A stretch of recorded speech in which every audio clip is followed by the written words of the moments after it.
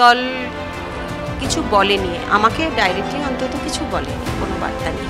একজন মেয়ের মা হিসেবে এই মুহূর্তে প্রত্যেকটি কন্যা সন্তানের মা আজকে পশ্চিমবঙ্গে ভীত সন্ত্রস্ত। স্বাভাবিকভাবেই আমি ভীষণ একটা একটা ভয়ের বাতাবরণে আছি, সেটা তো মানুষ বলবে এবং যা বোঝার সবাই বুঝতে পারছে। কিন্তু আমার মনে হয়েছে যে ডক্টর শান্তনু সেন কোনো একটা পলিটিক্যাল পার্টিতে বিলং করেও কিন্তু কখনো পার্টি বিরোধী বা আমাদের নেত্রী বা নেতা নেত্রীদের বিরুদ্ধে কোনো দিন কখনো বলেনি। যেটা এই মুহূর্তে আমিও যেটা বলেছি, যেটা আমি সাফার করেছি, আমি ফিল করেছি, আমি আমার বাড়িতে যে অসুবিধেটা ভোগ করেছি, যেটা দিনের পর দিন আমাদের সাথে হয়েছে, এবং আজকে এই মেয়েটিকে দেখে তখন আমাদের ভয়ের বাঁধটা ভেঙে গেছে আসলে। তাই জন্য আমি অনেকের কাছেই পৌঁছানোর চেষ্টা করেছি, এই কথাটা জানানোরও চেষ্টা করেছি যে আমি কিন্তু আমার মেয়েকে কিন্তু অনেক কিছু ফেস করতে হচ্ছে, অনেক প্রতিকূল পরিস্থিতির মধ্যে দিয়ে আমাদেরকে যেতে হচ্ছে, কিন্তু কখনো সেটার কোনো সুরাহা হয়নি।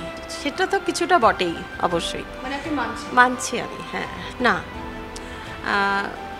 দল কিছু বলেনি, আমাকে ডাইরেক্টলি অন্তত কিছু বলেনি, কোনো বার্তা নেই।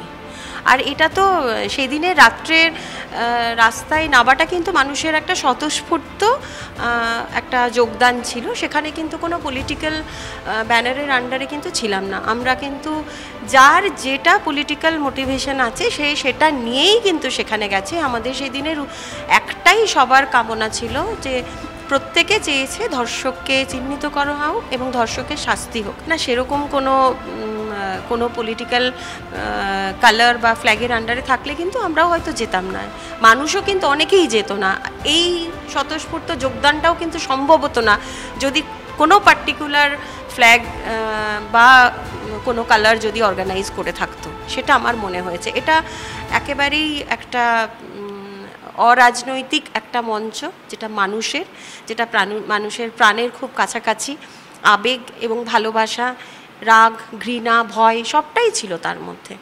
সেটা নিয়েই কিন্তু মানুষ পথে নেমেছে।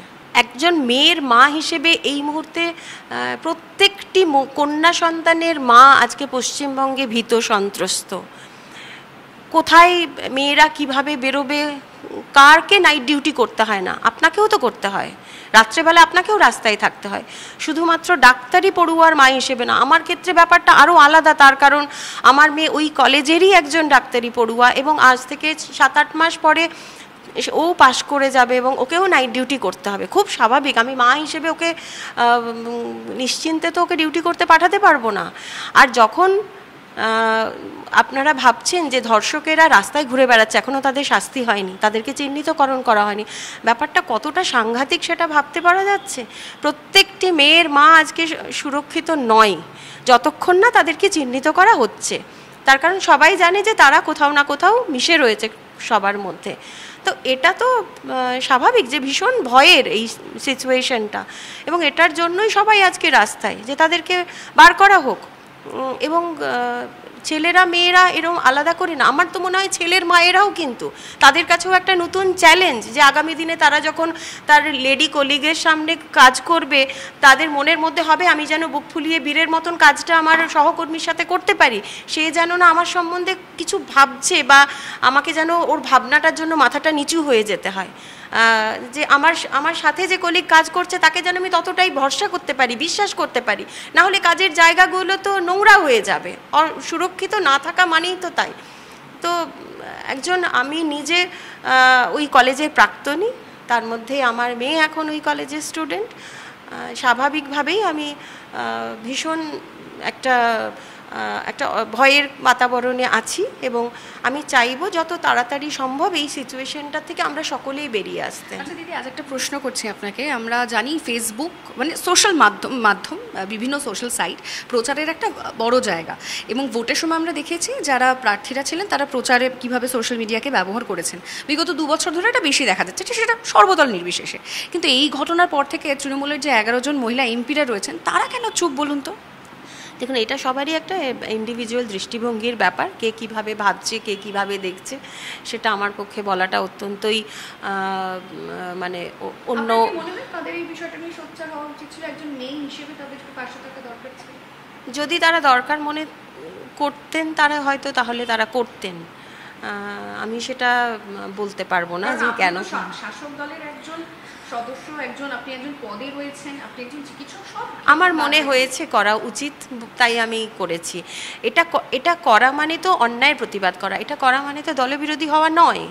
আমার একটাই প্রশ্ন, এটা তো প্রমাণিত যে মেয়েটি কিভাবে মারা গেছে, এটা তো প্রমাণিত মেয়েটির সাথে ধর্ষণ হয়েছে, এটা তো প্রমাণিত যে মেয়েটা ডিউটি করছিল সেই অবস্থায় তার কলিগদের সাথে অত্যন্ত সুরক্ষিত একটা জায়গায়, একটা হসপিটালের একটা রুমের মধ্যে তার সাথে এই ঘটনাটা ঘটানো হয়েছে, একটা নারকীয় ঘটনা ঘটেছে। সুতরাং এটাকে তো কেউ সমর্থন করবে না। ঘটনাটা যে খারাপ এটা তো সবাই এক বাক্যে স্বীকার করবে। তো সেখানে তো আমি এটার প্রতিবাদ করছি মানে তো আমি এটাকে আমি অন্য কারোর সমর্থন করছি না সেরকম তো নয়।